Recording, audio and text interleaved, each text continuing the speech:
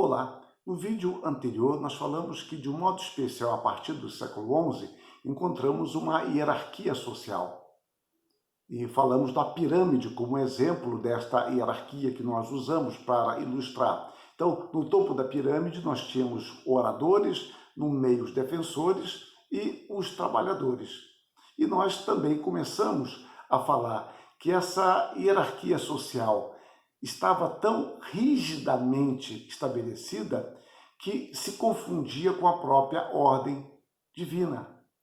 Deste modo, a ordem social estava muito bem amparada num suposto modelo celestial com seus anjos e arcanjos. Por isso que, se por um lado tentar ascender socialmente seria um sinal de orgulho, por outro, decair socialmente seria um pecado vergonhoso.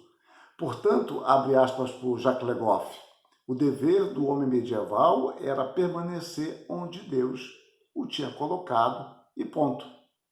Então, o trabalho manual era imposto ao monge apenas como castigo e penitência.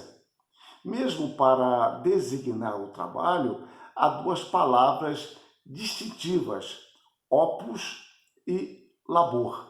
E é muito curiosa a forma como essas palavras se configuram e depois como elas assumem um sentido diferente em nossa língua. Mas vamos lá, opus e labor. Opus é a principal palavra. Opus, usando mais uma vez o Le Goff, é o trabalho criador, o vocábulo de Gênesis, que define o trabalho divino, o ato de criar o mundo e o homem à sua imagem.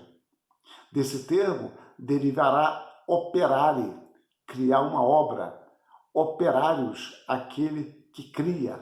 Então, observem, a palavra opus tinha um sentido magnífico e, de fato, quando você consulta a Vulgata, a tradução veterotestamentária, ou a tradução da Bíblia para o latim, não só o Velho Testamento, então você consulta Gênesis 2, 2 e 3, a palavra para a criação de Deus é a palavra opus. Mas dessa palavra opus, então, que nós usamos em latim para falar da principal obra de um autor, a opus magna, né, a principal produção dele, ela, em nossa língua, passou a designar operário, que é uma palavra que não expressa uma dignidade de um trabalho. E aqui eu não estou entrando no campo moral, mas sim no campo social. Então a gente fala do operário de fábrica, é a expressão empregada talvez para o peão de uma obra, e aqui não há nenhum desmerecimento para com estas profissões e esse trabalho. Eu estou apenas me referindo ao termo, o sentido que ele é empregado. Mas há uma outra palavra também, como eu falei, opus e labor. Labor, por sua vez, se refere ao trabalho laborioso. Está ao lado ou do lado do erro e da penitência. Então, quando nós falamos em opus, um trabalho magnífico, trabalho divino, o labor é o sentido de um trabalho resultante da queda e estando associado ao sofrimento laborioso. Bielê, ele comenta que o trabalho, especialmente o trabalho criador de bens e riqueza, o trabalho manual, se não decaíra mais até o nível do trabalho servil da antiguidade, foi, todavia, considerado como uma necessidade temporal desprezível com relação aos exercícios da piedade. E aqueles que se dedicavam às atividades econômicas e financeiras, os negociantes e banqueiros, eram particularmente desconsiderados. Mas eu falei que houve algo curioso nas palavras, né? Ou algo curioso na mudança de sentido.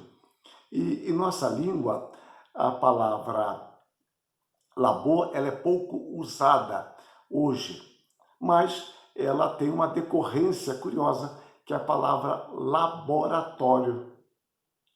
Então, a palavra laboratório digamos assim, no nível social, ela estaria acima de uma palavra opus, porque opus, operário, operação. Quando nós pensamos em labor, podemos pensar em laboratório, alguém que trabalha em um laboratório.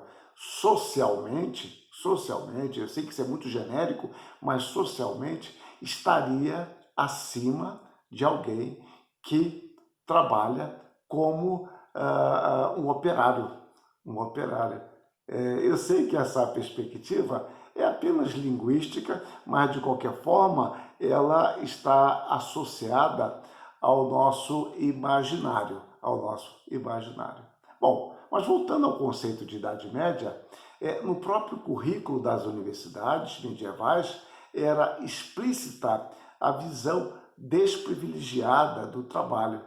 O Jacques Verger, um autor contemporâneo, escreveu que as disciplinas mecânicas ou lucrativas, vítimas do duplo preconceito dos antigos contra o trabalho manual e do cristianismo, quando ele fala cristianismo, ele está pensando em catolicismo, do cristianismo contra o dinheiro e a matéria, eram banidas da escola, deixadas para os leigos, pecadores e iletrados, ou seja, os iliteratos, quer dizer, aquele que ignora o latim, que não estudou as artes liberais.